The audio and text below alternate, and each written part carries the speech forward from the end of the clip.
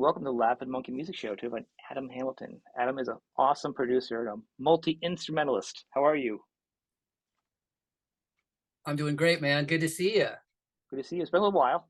I know we chat once in a while, but I wanted to have you Yep. back on. I want to talk. I've been listening to you and to your work. You're always not that far from my mind because Nice. you've been doing so many good projects lately. More so than I've been hearing, not that Oh, quality work, thank you, obviously. man. And I'd say one of my favorite Thank things. you, man. I You're appreciate it. welcome. One of my favorite things about you is your live drum sound. Makes or breaks an album for me. I Oh, think it's like thank the you, man. best, one of the best sounds out there because you honor the drum and it just fills the room, but it feels warm. And you do craft it to certain artists where it'll be a little tighter, a little snappier, or a little looser. Like you do work your drum sound. It's not just a certain sound. You do work with artists, but it always feels live. You know? Oh, man. Well, thank you. It's taken a long and arduous process to get to this point, but it's still, it's like anything. It's a work in progress. It's always changing. But to have people acknowledge that is and appreciate it, it's like, oh man, thankfully all the hard work is paying off because that's why you do it. You want people to go, man, this is great. And in the age where we're having to do everything on small budgets and you can't go into the big studios anymore, 99% of the projects, it's like it definitely poses a challenge because those all those records we love and those sounds that they got, it's tough to get that in your home studio. You gotta Yes. you gotta do a lot of work to get to that point. Yep, you Well, got to spend the money on the mics and the preamps and stuff that you used to be able to rent. But the nice thing is when you invest in all that and you invest in learning how to use it, and I had some really good teachers like Andy Johns and Don Was and all these great producers and oh engineers wow. that were kind enough to, I was able to make multiple records with them, and I was just like a student. I was like, please teach me, and they were all very kind and very willing to share everything they knew. And you know, now I get to just kind of put it into trial and error every single day, which is great. And sometimes it's funny, man. Some days we'll go, oh man, that's the absolute best drum sound I could get for that song. It turned out great. And sometimes I'm like, what did I do different from today to yesterday? It doesn't have the magic. And you just never know, man. There's so many variables that, can factor in, but it's still that supernatural magic at play, or the supernatural is at play. And sometimes you get great sounds and sometimes it's not so great. But you just keep trying. Well, and for people that are lost and think about, well, why are they talking about drum sounds? Go back and listen to some drums from nowadays, some albums, and then listen to the Yeah. older stuff, and then go back and listen to the work Adam's done recently. LA Guns, Mark Knight. I mean, some of the work you've done lately, a lot of live sounding, not just drums, but everything else is live. Mark Knight's album, holy moly, Yeah. what another live sound! It feels like he's in the room with you.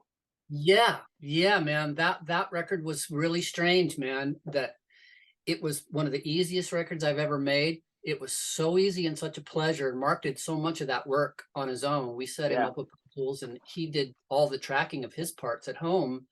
And we did drums here. Tig Kettler came over and did drums from here, from Big Another Tango. fantastic drummer. I want to give a And shout out to Tig too. oh Fantastic man, drummer. You don't hear enough about him either. So I'm just gonna give him a shout out. absolutely a sweetheart of a guy. Both of those guys are just epic and top-notch musicians and incredibly got guys to hang with. So much fun. And I cut drums on a couple of them, so we just kind of left the sound in the setup. But we said we just want to make this an acoustic album with maybe we don't even do drums. I mean, we really had Mark and I talked about this for almost a year, and we said let's just really have a mission statement on this. It's going to be acoustic. It's going to be stripped down, maybe drums, maybe some percussion. And we went further, those boundaries expanded. But we said, this has got to sound like it was A, done back in the 70s, and B, like Hmm. it was done on tape. So we have to do everything we can to make people think that. And you're right, man. Most of the records today, now that you can use drum samples, everybody uses drum samples. It's like It sounds like drum it's like samples to me. auto tune. Just because you have auto tune doesn't mean you got to put it on everything.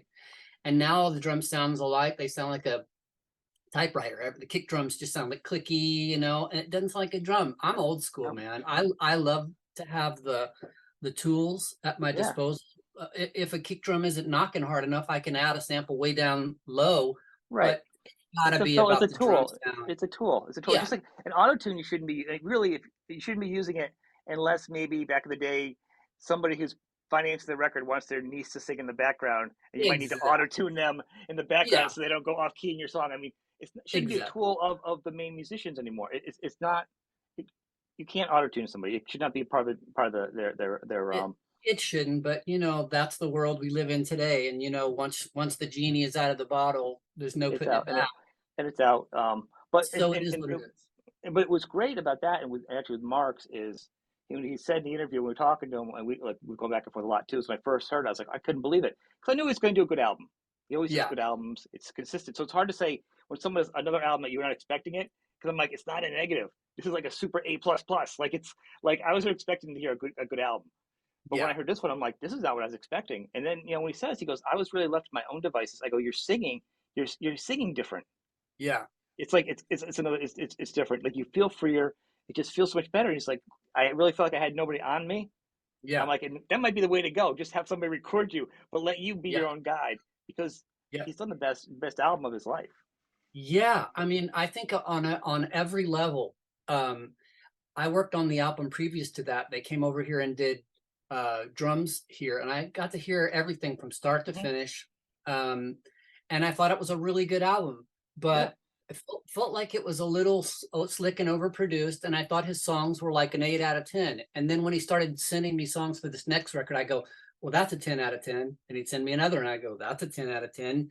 yeah, And I'm like, this is gonna be really cool. And it was the first record I worked on in a long time where I got really excited to get going and be a part of it. And it was so easy. We laugh about how easy it was. It's just sometimes when everything is just meant to be, it just all falls into place. And it's just like the record just made itself. And you're like, wow, that was easy. And going in knowing you want to make a very stripped down, raw, acoustic sounding album, which sounds old school, not too many overdubs. I mean, we literally did acoustic guitar left and right. Some songs, that's yep. it. Some songs when he had a distorted guitar left and right, and that's it. That's the way the old guys used to do it. We treated it like we were making tape on tape. We never used more than 18 tracks a song, and it was great, man. And it turned out amazing. It's his songs are so good that it's hard to mess it up. But we were both really surprised in the end. We were both like, "Wow, I can't believe it! It turned out sounding that good." But sonically, it's Yeah. the less you put in a song, the bigger and more powerful it's going to sound. And it's not But the old saying where they say less is more. But the reason those Zeppelin records sound so big is because it's four instruments going, and Van Halen, another one, it's four yeah, instruments going, and it's just huge. The more you put in a mix, it starts to just fill it all up, and you lose mhm, headroom, and it sounds like white noise, and it's just roaring, and there's no dynamic, and we don't. They don't master with dynamics anymore.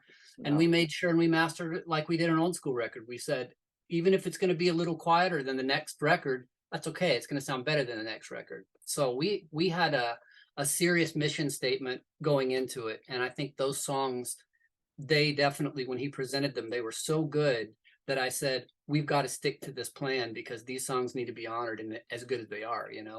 I mean, I didn't have because to do anything to them. I was just like, that one's great. Let's cut it. Let's go mix it. This one's great. literally, I heard it before it came out. I wrote. I said I gotta do a record review for you. I think I've done like two or three ever. I hate writing. Yeah. I hate texting, writing anything. Even if you get messages when you chat with me, I'm like the super shortest person ever. Yeah. So for me to sit down and write a review, I Yeah. was very inspired. Me But too. and that's the thing about this is also goes back actually ties to your production though. And I noticed this is your guitar when you do guitars, you do right and left. You're Hmm. really good, and it's one of my favorite things I always listen to because the wrong producer can kind of ruin a song on some level. And I was just Yeah. talking to band the other day about it. I'm like, band had a certain sound. I said, I'm not taking away from your early records, but I won't mention them. But I said, but to me, if your songs would have shown better if they were shown in the right parts. If somebody has their own sound and it does not Yeah. complement you with the band, it can kind of Yeah. water it down, make it be like, what? It Yes. feels like it makes the band feel like they're trying to be something they're not. If they're not, so it is a very much like a band is like a car kind of. and a producer's kind of like driving it, but like the drummer's Yep. the engine. I have this whole thing in my head. I feel Yep. how it goes, Yeah. but Great. Great analogy. and to that point, and then when you do guitars, and I've noticed not just this one you're doing like in LA Guns or other bands, the clarity of the different frequencies of the drums. I mean drums of the guitars. Guitars tend to get muddled together. Same guitar, same tone, same Yeah. amps. It's worse Yeah. live with bands.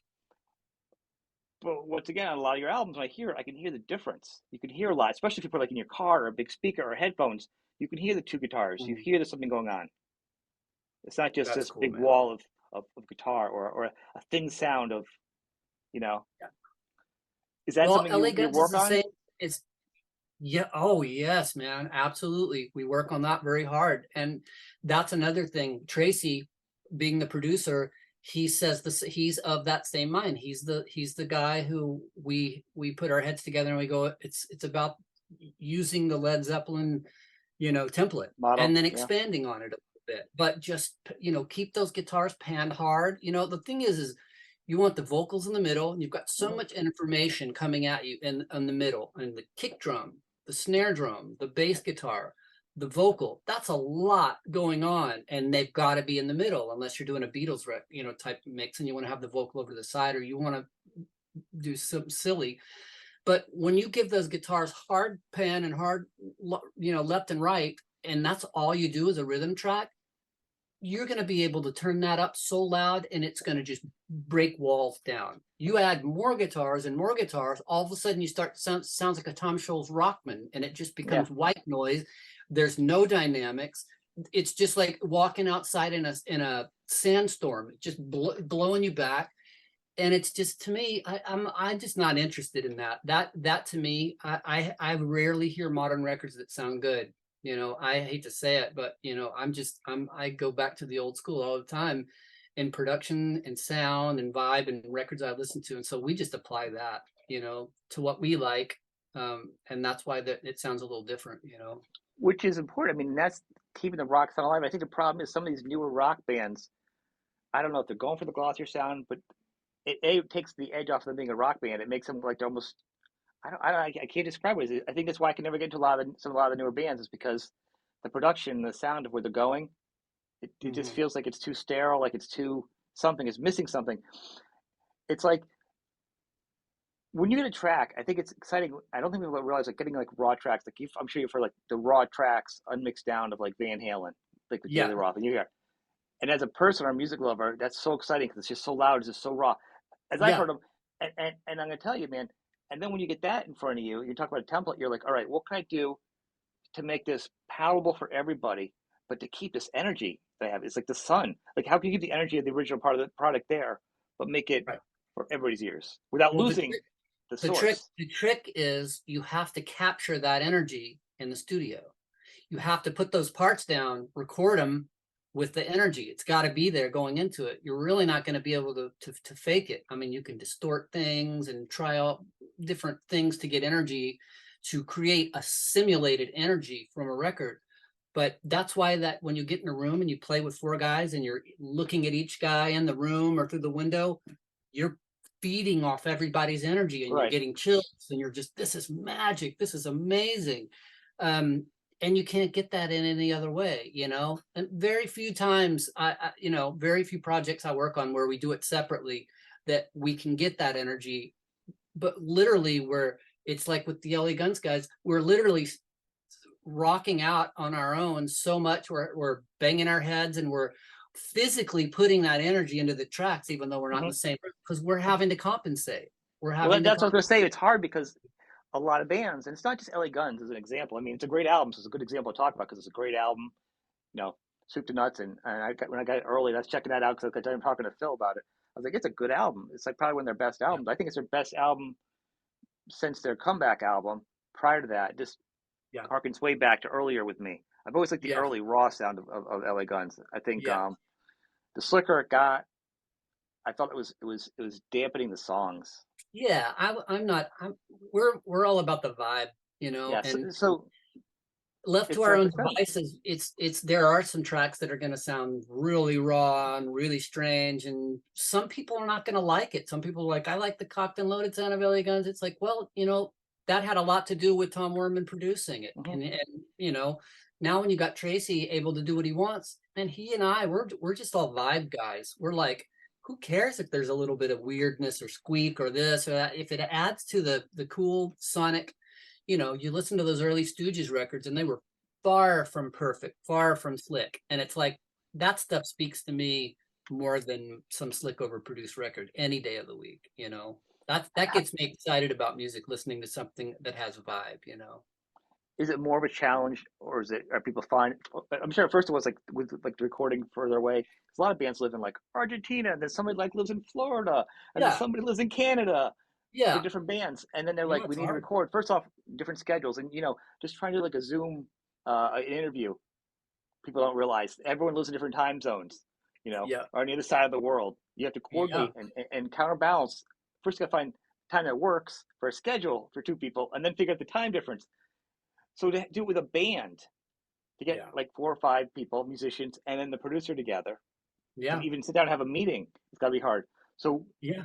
has it gotten any easier as people kind of fallen into a system as the past couple of years have gone on to do it now, like to record your stuff and send it? Is it become Yeah, more I mean, second nature, everybody's or is it kind of just everybody's kind arduous? of adapted.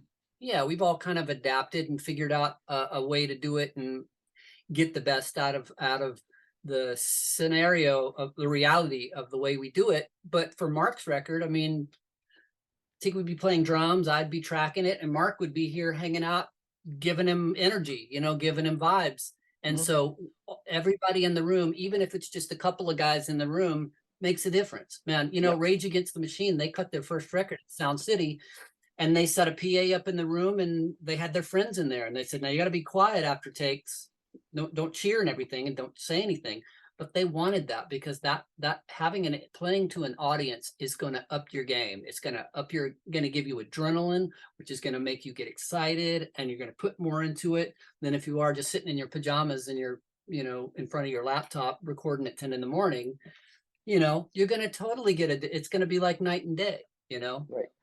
And I love that some bands are doing it, and it almost like it'd be taboo to say, but Riley's LA Guns wrote their songs and got together, and this is an example from the band. I like both bands. I don't get into politics, but they flew out and they recorded together for a week. They planned it out and did it. And there's a lot of other bands that have done that, where they take the time, they practice the tapes back and forth, but they still take that 1 week and they fly in together just to keep the energy. Yeah, man. I mean, And I that's think that's that's important if bands can keep doing that. Even if you use the oh technology to pre-rehearse, to save yourself the time. Of course, you're in different areas of tickets, save yourself the tickets and the costs. But if you can do that, get ready, and then fly in for a week and nail out 10 songs in 5 days. If you know the material, you should be able to do it, especially if you're a rock and roll yep. band. You know, Yeah, man. There's nothing like doing it that way. There really isn't. and It's most bands definitely are looking magic. back saying, "Well, yeah, I like that album, but it was recorded differently, separate." Was it Phil? I actually Phil was talking about that. Like the last album was good, but it was recorded more remote, and that was part of the difference. I could Yeah. be wrong. So I think he said Well, yeah, it well wasn't it that wasn't was exciting. So this one's much more exciting. yeah, and it was during COVID. Everybody was stuck in their house. Everybody was battling depression and trying to figure Yeah, out ways to stay inspired and feeling hopeful. And Phil got thrown into having to do his vocals on that by himself. On every record, Phil's gone somewhere to do them. Either he's yeah. He has gone, a friend in what, New York or something he goes to work with. yeah, man. I He forgot his goes to name. New York, or he's come out here and done them for the devil. He did them here with me. He needs that. He needs that energy. He needs somebody to say, "Do it again, do it again." Yep. And he had to do it all himself, and he did not enjoy that process. And that I think unfortunately makes you will always indelibly imprint how you feel about that record. Making that record, you're going to go back to that time and you're like, God, that was a dark time. We were depressed and who knew what was going on in the world, and I Yeah. had to do all my vocals, and we were trying to get it in on time and we blew the deadline, and that's so you want to have good memories about making it as well as making a great record. You want to enjoy it, not about fun, but yeah, man, we're not doing brain surgery. We get to make records. It It's should be so fun. much It should fun. be fun because you're in Yeah, the it should business be. of selling fun. I mean, you can say some messages, or whatever, or sadness. It's music is selling emotions, and and Yes. and it's the best thing you can. I hate to say selling. It isn't be selling monetarily. You're selling to what you're putting out there to people, and people are taking it in, or how you're Yeah. interpreting it. I Yeah, mean, man. selling and buying music is not really profitable anymore. So it really isn't so much selling. It's you just sell yourself in a conversation. How are you putting it out there? Yeah, man. You know, you have the people feel your inspiration. If you felt inspired and you felt joy when you're laying down, I mean, you can Shows. sit I think it in the room shows. after you can sit in the room after you do a take and you're like, I wasn't even feeling it, and you can just listen to it and hear it. It's very real. One of the things you do, you work with a lot of obviously more named musicians. What about other people that want to come in and work with you on projects? Because you play a lot of instruments too. So if a band needs something, you can do it. Yeah. So if somebody's a songwriter, or someone's like just a songwriter, singer, you can do the rest of it, right? So I mean, you're really flexible to a lot of things you offer to other musicians. Yeah. Yeah, that's the cool thing about it is I was just so bored as a kid. I learned to play most of the instruments, and I can kind of be a go-to guy if you need a little keyboards here or a little bass there, and I can kind of jump in and shift over and do what needs to be done for each project, which is fun. So what about people that want to do work with you? I mean, do you have a schedule that you can do? Do you take it in some other people that aren't in there? Like, what's your availability for people? Yeah, I mean, I work with everybody, so you can just hit me on Instagram or Facebook, Adam Hamilton on there, and just send me a message, and we'll chat and figure it out. It's that easy. And you're based in outside in LA, right? Area. Based in LA, but I work with people all over the world Remote, every right? day. So if it was inside recording, I mean that just so people know that out of the gate, and they can Yep. work with you, and you do a lot of different things. And I'll put that. I always put the links in there. I just want to put that out there to people that he is accessible, and Yes, absolutely. and did not think, oh, he's just working with these other big bands, and Yep, big large rock bands, not big bands. Count Basie. absolutely. But the I'm point is, and you've actually we'll talk about some of the other other art, Chris Aring, but I want people to feel like they can reach out to you if you have time, space to work with absolutely. you. I mean, it'd be a waste because you're a great resource. You know, I, and I love being able to work with other people and empower them to be able to do it themselves too. Mhm. Like, do you have a laptop? Do you have a microphone? Let's figure out a way to get you up to speed to where you can make great sounding demos, and then you can use tracks you've done in the project. Maybe we work on together. I love that. That's one of the things that I loved about Mark on this record was he always had somebody running Pro Tools and doing all that. And I told him, I go, you got to learn it, man. We got to get you up to speed. And he took on that challenge. And yeah, he had a couple of frustrated. I had to go over there and get him out of he got jams. himself into some problematic situation. But he's 5 minutes from me around, in Yeah, Woodland Hills, so it was really quick and easy. And then he kept doing great sounding tracks, and I'm like, man, you're rolling. Just keep rolling, and then he'd come over and we'd put him in Pro Tools, and then we'd start doing the other tracks. it's funny how many, and I'm gonna say this, preface it with me. Like when I've done the show, I've probably done, I don't know, probably close to 400 interviews now, and a lot of the times, especially in the beginning, I was working with musicians because it was new technology, and I'm an IT guy, helping them get set up through messaging Yeah. or Zoom. If they're a manager or a handler or a spouse or somebody to help them, because some people have no cares in the world, they don't want to do it, they just didn't want to have to do it, Yeah, which is pretty awesome. But then COVID happened, and you have to learn it. you have to. One of the things I've learned, so between that, I've experienced a lot. Now it's like second nature to me. Like even we were talking, I'm like left hand button, like I'm because with you, were you doing a lot of the same like in the beginning, helping people, and like you've realized it's kind of tapered off. A lot of musicians now have kind of really gotten into Pro Tools and gotten into some kind of desktop operating system. You Yeah, know, yeah. And what was great was during COVID when I was really going underground because I have a little girl she has a compromised immune system. I wasn't working with anybody over here, but we still needed to do projects where I was having to send out to my buddies. yeah, And some of them just have a nice mic and a laptop because they had to get with the program, and I could pick up the phone and call three, four, five guys and say, hey, can you do this vocal session for me today and send me the files? So yeah, it's definitely, plus all if you're running the DAWs, they're always problematic, and we all help each other. We're all each other's, tech support. You know how it goes.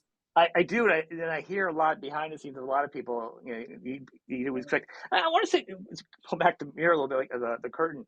A lot of people think that musicians are having like endless knowledge of everything, and they think it's unobtainable. When the truth is, most musicians can't read music. Yep, They don't play a lot of other people's music because they that's probably right. could. They worked on it, but they don't because it's not natural. Like the few people that actually can play every song and know every note generally aren't the ones that have that we're listening to. And it's not a Right. dig. It's just for whatever reason that's just how it pans out. So Yeah. to feel like you're not skilled enough, and the same thing I think goes with production, that people feel like they can't be an Andy Johns or somebody or like in the studio with this big thing. It doesn't always come down to that and the knowledge, you know, Yep. it's there is a lot less knowledge. Not that anybody can do it either, but I'm saying so it's really about like raw knowledge and part of it's just having a good ear and knowing what you like and figuring the rest of it out. Yeah, absolutely. Figuring out what doesn't work informs you to what works, usually, figure out It what was doesn't sound good, what doesn't it's sound good. surprising to know that to me like the first thing I learned is like I was a guitar but not well. I'm like I'm the best guitar player alone in my room. No, actually I'm probably Yeah, second best alone in my room. But the exactly. point is it's so much fun. But Yeah, when I talk to some of my favorite guitar players and they're like, yeah, I don't practice. First time off, I'm like, oh, you don't practice. yeah, But they'll be like, I come home from a tour and I put it down. And they're like, I got actually, I haven't played it since whenever. I got my calluses back. yeah, So it's not the same where they don't, it's not like people think they are. They're just all just woodshedding and learning the notes up and down like a young Steve Vai every day. yeah. Actually, I think Most Steve people Vai aren't. plays every day, but some people don't know it. Like Steve Vai actually knows his music beyond Ian Shreds every day. Yeah, But yeah. not everybody's like that. Not everybody's like that. Very few people are. Tracy Guns is an exception. He will not go a day without having played a guitar. He's just one of those guys that just sits and plays, particularly when we're on tour in his hotel room. He's got his guitars in there and he's playing all day. I think to me that would open up a better world for songwriting because I know like to just go in the studio and say, all right, I have to sit down and write a song. Yeah. Feels like it'd be very laborious and taxing emotionally. But that's just me. You know what I'm saying? To have a deadline to be creative. Yeah, Um, it's tough. It's tough because that's what half of what I do is doing music for TV and film. And it's very much like, here's what we need, here's when we need it, all right, go. And you're just like, what am I gonna do? But the good thing is in a lot of situations that I do, they have an example to play me and I've got a right. roadmap. So that makes it a little easier. And TV music, you want it to be good and exciting, but you don't want it to be a number one hit over the visual. So it's good to be a little bit more in the back anyhow. So it's kind of like you definitely are a soundtrack type of thing. So you're not Yep, the heart. absolutely. You don't need as much soul into it. You really just need to help guide a guide track And you to certainly don't want to distract from the picture. right. So the Absolutely. deadline's a little differently. But I mean, to hear musicians be like, yeah, I didn't do this, or they'll be like, yeah, on this date, I promised I'd go in. You know, Jethro Tull's Yeah, like, yeah, I said this date and this year I was going in the studio at 9 o'clock in the morning to go in and record this. He goes, because I was late. I was at 10 o'clock that morning. Like he literally planned the yeah, following year when he was going to be in the studio, and he was late by an hour. And he was like disappointed. I'm like, you should probably I'm like Ian, you should probably cut yourself a little bit of slack. yeah, But once again, the example of that is from all the artists I've talked to share is it's amazing how different the process is and how precise people yeah. can be. Everybody's got a different process, man. Everybody does things differently. You're absolutely right. It's just like anything in life. Are you There's a billion ways to do anything. and me using that as an example to lead in? So with you and scheduling projects, obviously you probably work on a few things at once because you can't just do cookie cutter one at a time. Yeah. Pre-production, this and that, you kind of flipping and moving things around. It's got to be Yep. very malleable to do Yep. your job. Absolutely right. Is something like that example of saying, I said on this date, I'm going to come into the studio and record this at this time. So that's something you may have to deal with, but you also have other projects going on around it. Do you Yeah. find a lot more people scheduling writing and recording sessions at a certain time, or saying I'm going to get this loosely, and it kind of comes in dribs and drabs, and then all of a sudden they're like, "We're ready," and then you got to kind of be like a fireman and kind of hit the ground running? You know, every situation's different. The first thing that I'll ask, one of the first things that I will ask when we are working on a project is I'll say, what is our deadline? So I can put that on the calendar. Hmm. Is it a real hard deadline, or is this like, you want to try to get it done? I need to know, because you're right. It's like Tetris. I have to shift boxes around, and I'm Right. always working on multiple projects. And with me, if I get behind even a day or two, it always stresses me out and gets piled up. I know if I have to cut drums for a song on a record and they need it by next week, and I've got an hour to do it today, get it done today, Yep. because it's something else is going to come up on my plate. Something else is going to happen. It's going to throw it off, and it's going to blow my deadline. So I can't procrastinate. I have to just get it done, and then even if I have some free time, then I can stress even less. I've already Right. gotten it done, turned in. It's been they okayed it, and now I'm on to the next. But yeah, scheduling is challenging, definitely. Well, But usually it's, some records we're working on may take a year, some more than a year, maybe a month. It just depends on how what the deadline is, how soon are they trying to get it done. And a lot of times, depending on the project, like if I'm working on a record with a band and I got a big TV gig that comes in, and it pays really good, and that's kind of my day job, I yep. have to tell these guys, we gotta start next week or something, because I Yeah. have that, and they understand that that's a priority, getting that stuff done. So Well, that's kind of how I gauge it. you do have, and I think what's interesting is to me, and I don't, hopefully people are learning, is that you are more of the new you, and producers now are the new model, because it used to be the studio would be blocked off times, the band would go in there and write. Even for Yeah, smaller bands, they would do it, or they would do like a demo time or certain things. You mean, or a band would go in there with 10 hours and do as many songs as they can, but it was yeah, still booked off time, and there wasn't a lot of flip flopping projects. They may have had 3 or 4 projects in that week, and then a mix down or something.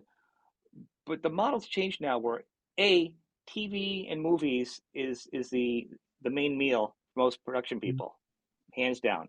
It's steady work. yeah, Everybody needs steady work. But then bands and stuff also have different budgets, and bands have to tour. Sometimes they have other day gigs because the music world's changed. So now it's not them coming in all at once. You're right. adapting to a year. It could be a 2 month gig. Could take a year and a half now because of their schedule and their budget, and you've got to figure out how to make that work Yeah, with everything else. You yep, know, so yep. it's I changed. just finished a Yeah, it's definitely it's a whole lot of juggling. I just did a co-produced a record for that actress singer Anne Margaret, and we had Pete Townsend on it and Joe Perry on it and Paul from David Letterman's band and all these crazy musicians, and trying to schedule them to get their parts done and in so we can mix it. I mean, that took 2 years of scheduling, so it can Can we take a talk a long little bit about that album? I was like, so actually that and how does that come about? Because first off, so freaking awesome, you Yeah, know, that was a and you fun get one. and you get to work with some of your favorite peers. Yeah. You know, I mean, Yep. how could you not be excited about getting up in the morning to go work with Oh, Joe? yeah.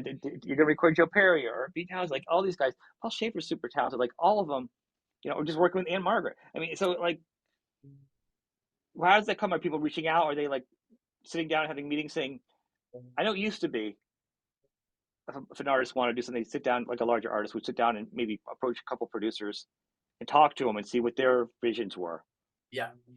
Yeah. That Nowadays, I don't know if that happens anymore. I think it can come from all different types of scenarios, but with that her record, that's from Brian Pereira from Cleopatra Records. He said, "Hey, we've signed Anne Margaret to do a record. We're gonna get me and Jurgen Engler from the band Die Krups. He and I co-produce a lot of things together. Um, Really, he's been yeah. on. I talked to him. I Oh, love him. He is Jurgen so is smart, amazing. He's talented brilliant. guy. So He's funny, talented, man. funny dude. Abs- Absolutely amazing. And we get paired up a lot to work on stuff. And so it's just, it's going to be a lot of fun. And he lives in Austin and I live here. So Anne Margaret lives in Beverly Hills. So she would come over here and do her vocals. And I would send her vocals to Jurgen and he'd be working on the tracks. And then he'd say, hey, I want you to cut live drums for this for me. And so I'd cut live drums. And then we'd have Pete Townsend was going to cut guitar on it. And he was in England. So he didn't even come to the States. He cuts it at home. So we're literally working like this. But yeah, man, I mean, that was from the label. The label said, hey, this is what we're going to do. Are you in? And I'm like, absolutely. And so, you know, I got to spend 2 weeks with Anne Margaret, which was a lot of fun, and got lots of great Elvis stories. And it was a hoot for sure, man. It was one of those things you'll never forget, you know? It's pretty awesome. I'm excited to hear it. I mean, so, but like when you have something distant like that, an artist, so like to work out the tracks distant, say like with Pete, Yeah. obviously he can record his stuff. A lot of artists can at his level at that point. They're at their own studios and stuff. Yeah. But to have it work with the tracks, are you like doing a Zoom thing where he's talking and sending it so you guys are real timing it? It's not just like texting or emails, right? No, I mean, it's is all it it's a every situation is different, but when something like with Pete Townsend, you just say, you know what, he's going to play whatever he plays is going to be great, and unless we want him to do something very specific, you know, let's send him the tracks or the stems for his engineer, you know, so Yep. he can kind of mix it to comfortable. And unless you have some kind of vision in mind that you want him to do, which, you know, the fun part about having somebody like that play on a record is you want them to be free and That's enjoy the yeah. freedom. You don't want to come in and say, all right, Pete, we've got this great idea. We want you to play like this and do this part here and make it sound like David Gilmour here. It's like, well, Right. I would slap somebody if I was in a session and they were doing that. You know, it's No, like, I no, meant more like just you've like got, he's like if you were recording it and I'm sorry to step over you. yeah, Like just him being like, is this fit? What do you think for the song? Like a little back and forth. I agree. I think at his level, he knows how to put in a song. If you say this is the time window yeah, for this solo, this is it. yeah, Be you. But he's also written enough songs, so it's not like you're giving it to an amateur who you have no idea yeah, what they're doing. He's yeah, delivered and produced his own stuff, so you know who you're getting on. You know, it's like yeah, how you know the contractor you're hiring to design your room. So for the most part, you're gonna be like, do what you want and just let me sign off on it because I might have to be yep, a little particular. But I don't know if there's any kind of like small communication as far as them saying, hey, do you think this? Or you're like, hey, you know, like some real. I always well, wonder yeah. about real time communication between distant artists.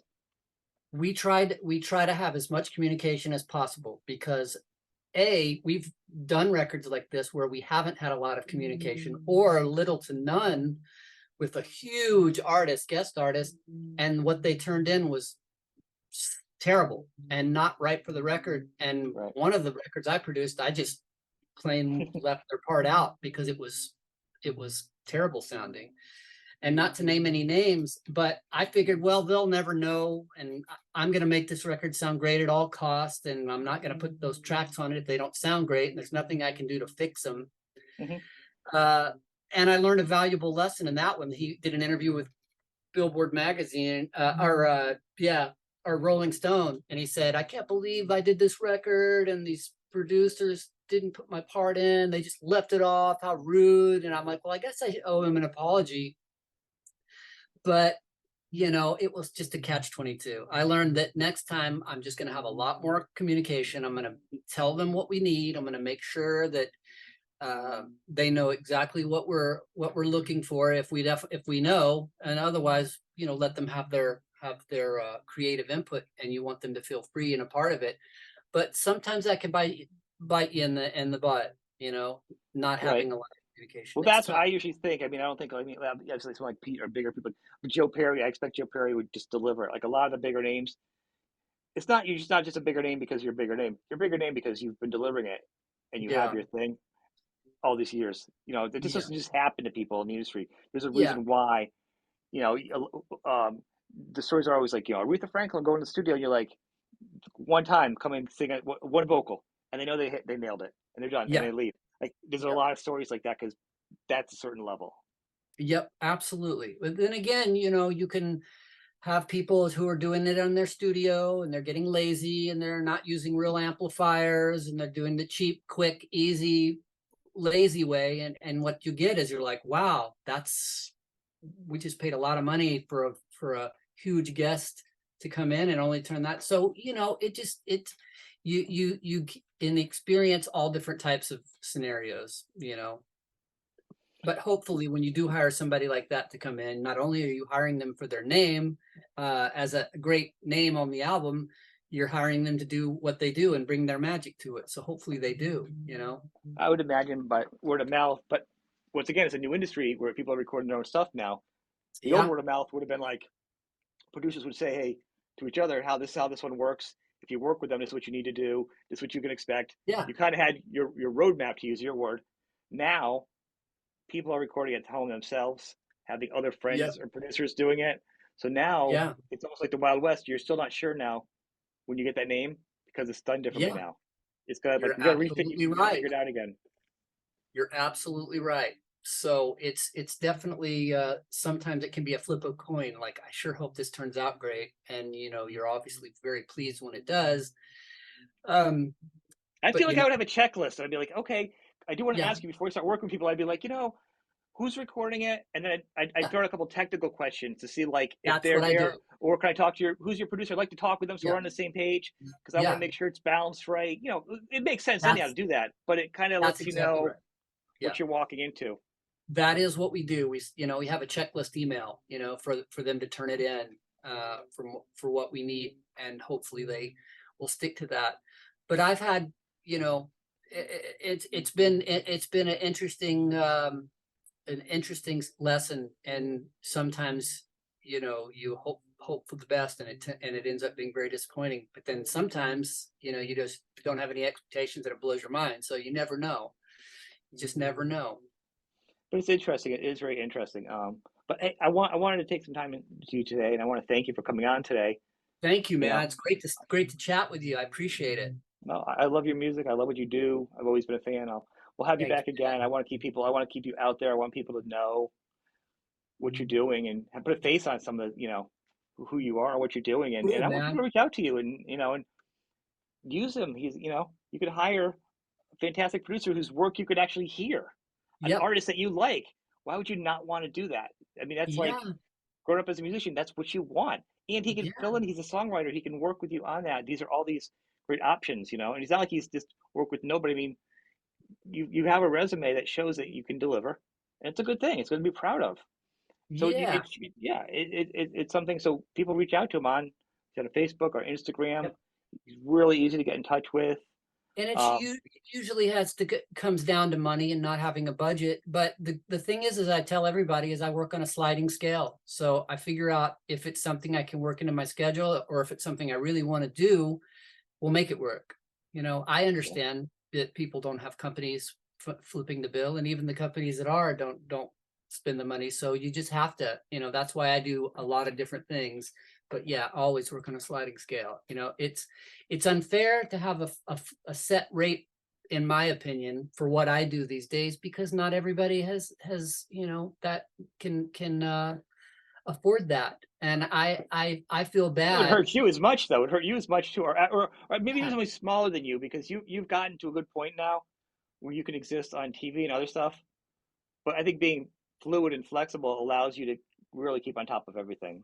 absolutely, man. And it's fun to make records with young bands and young artists, you know, that don't have that, and then they just feel really appreciative of getting to work with somebody that they thought they couldn't afford, you know, like you just have to ask. You just have to get that conversation open, and a lot of people will really make it work these days because they want to work with you and help you, you know. And that's perfect. But I want to thank you, Alyssa. I want to revisit you coming back maybe next year again, and some more of your albums Absolutely. I'm loving. We'll geek out over. But